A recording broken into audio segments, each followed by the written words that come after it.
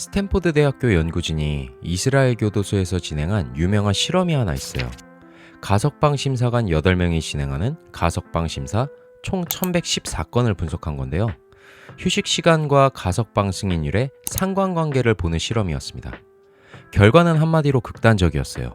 휴식 전 심사관들이 지쳐있는 시간대에는 가석방 승인율이 0%에 가까웠고요. 반대로 휴식 직후 체력을 회복한 뒤에는 승인율이 무려 65%까지 올랐습니다. 왜 이런 차이가 났을까요? 뇌는 지칠수록 자신에게 입력된 기본값대로 행동하려고 하거든요.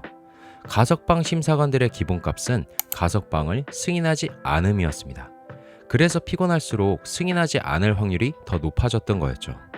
이 실험에서 말해주는 건 간단하지만 명확합니다. 체력이 떨어지면 인간은 본능적으로 행동한다. 본능의 결과는 늘 비슷해요. 게으름, 포기, 변화 없음. 모두 인간의 기본값들이죠. 그래서 인생은 불평등하게 살아야 되는 것 같아요. 중요한 일과 그렇지 않은 일을 구분하고 중요한 일에는 뇌가 지쳐서 본능이 끼어들지 않도록 해야 되죠. 워렌 버핏도 이와 비슷한 말을 했습니다. 한 청년이 워렌 버핏한테 물었어요. 성공하려면 어떻게 해야 되나요? 버핏은 이렇게 답했습니다. 성공을 위해서 꼭 해야 할 일 25가지를 써보세요. 그중 가장 중요한 5가지를 뽑아서 집중하시고 나머지 20개는 의지를 가지고 하지 마세요. 이는 파레토의 법칙, 즉 20%의 원인이 80%의 결과를 만든다는 원리와도 정확히 일치합니다. 우리 인생의 수많은 일 중 진짜 중요한 건 20%에 불과해요. 나머지 80%는 중요한 20%가 해결되면 자연스럽게 따라옵니다.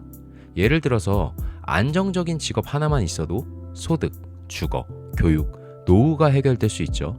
잘 먹고 잘 자기만 해도 집중력, 감정 기복, 건강, 자신감 문제가 해결될 수 있고요. 결국 우리가 해야 할 일은 간단한 것 같습니다. 중요한 20%에 본능과 충동이 개입하지 않도록 시간과 체력을 우선적으로 쓰는 거죠. 하지만 나머지 80%를 버리는 게 생각처럼 쉽지 않습니다. 솔직히 다 중요한 것처럼 보이거든요. 제가 예전에 특히 그랬어요. 독서, 운동, 스마트 스토어, 유튜브, 노래 연습, 취미 하루에 10개에서 12개씩 막 소화하려고 그랬죠. 그러다 보니 남들보다 바쁘게 살았고 그걸 자부심으로 생각했어요. 언젠가 성공할 거라 믿어 의심치 않았죠. 그렇게 20대 초반부터 거의 7, 8년 정도를 살았거든요. 하지만 돌이켜보면 정말 제대로 쌓은 것도 이룬 것도 없는 것 같아요. 초반엔 잘 가다가도 결국 주식은 충동적으로 매매하기 시작했고요. 유튜브는 시작했다가 금방 포기하고 그랬어요. 맨날 체력도 없어서 피곤하다 보니까 뭐 하나 제대로 된 사고를 하지도 못했고요. 처음엔 내가 노력이 부족했구나 라고 생각했습니다. 그래서 더 시간을 쪼개고 더 열심히 해보려고 했죠. 팩트는 나는 유한한 존재인데 내가 무한대라고 착각하고 있었던 거죠. 결국 정신 차리고 일의 개수를 줄이고 우선순위를 매기기 시작했습니다. 처음엔 그래도 30%에서 40% 정도는 할 수 있겠지? 라면서 머뭇거리기도 했어요.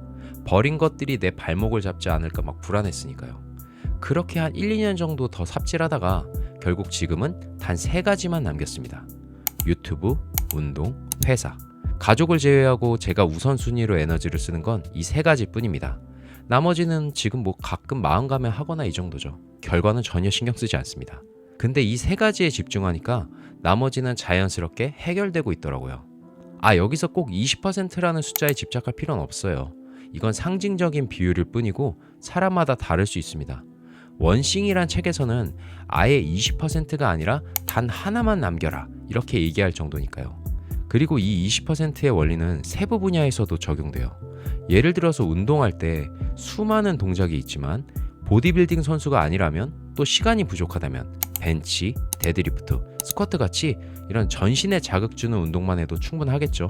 진짜 문제는 그래 20%에 집중해야 한다는 건 알겠어.